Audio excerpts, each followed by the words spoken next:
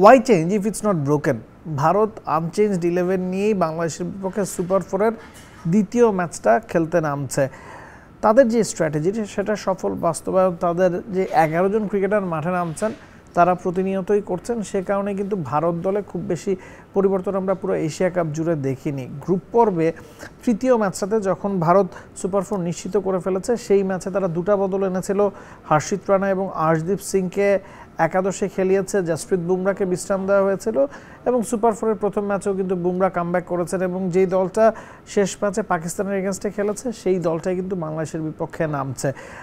বুমরাকে বিশ্রাম দেওয়া হবে কিনা সেটা একটা প্রশ্ন ছিল, যে শ্রীলঙ্কার বিপক্ষে ম্যাচের আগে ব্যাক টু ব্যাক কয়টা ম্যাচ আসলে ভারত বুমরাকে খেলাবে, কারণ তাকে বিশ্রাম দেওয়াটা জরুরি, কারণ তার ইনজুরির একটা প্রবণতা তো আছেই।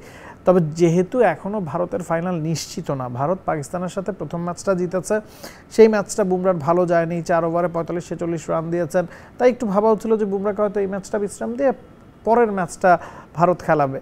রুচি চানাচুর অরিজিনাল মিক্স, চানাচুরের আসল স্বাদ। তবে যেহেতু তাদের ফাইনাল নিশ্চিত না, সে কারণে ভারত কোনো ধরনের রদবদলে যায়নি।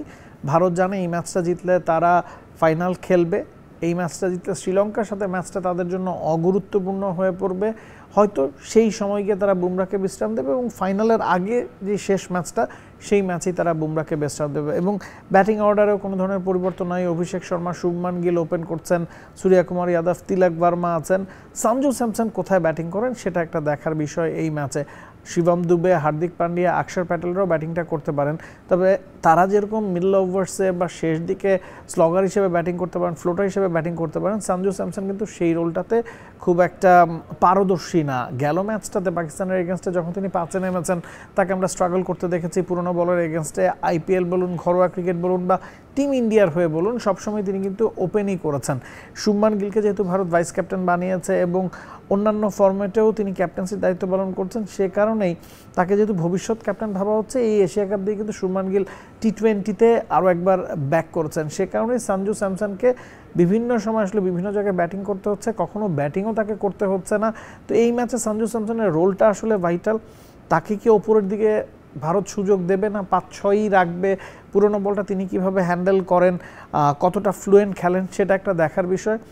বোলিং ডিপার্টমেন্টে কোনো ধরনের পরিবর্তন নাই, পুরো দলই তো আসলে পরিবর্তন নাই। বুমরার সাথে হার্দিক পান্ডিয়া পেস ডিপার্টমেন্টটা সামলাবেন এবং শিবম দুবেও তো গেল ম্যাচে আউটস্ট্যান্ডিং পারফর্ম করেছেন, তার কাছ থেকেও 2-3টে ওভার ইজিলি ভারত বের করে নিতে পারে।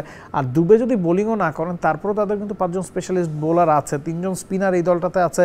অক্ষর Patel left arm spinner, Kuldeep Yadav wrist spinner এবং বরুণ চক্রবর্তী মিস্ট্রি স্পিনার। তো যথেষ্ট ভ্যারাইটি, ভ্যারিয়েশন এই দলটার মধ্যে আছে।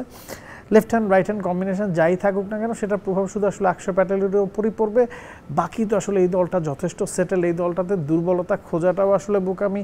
হয়তো তাদের একটা বাজে দিন গেলেই বাংলাদেশের একটা সুযোগ তৈরি হতে পারে, নতুবা এই ভারতকে আসলে ঠেকাবে কে? Nabil Kaiser, T Sports. For more updates, subscribe to our YouTube channel and click on the bell icon. Follow us on Facebook and Instagram. Download T-Sports app to enjoy exciting games and highlights. Visit tsports.com.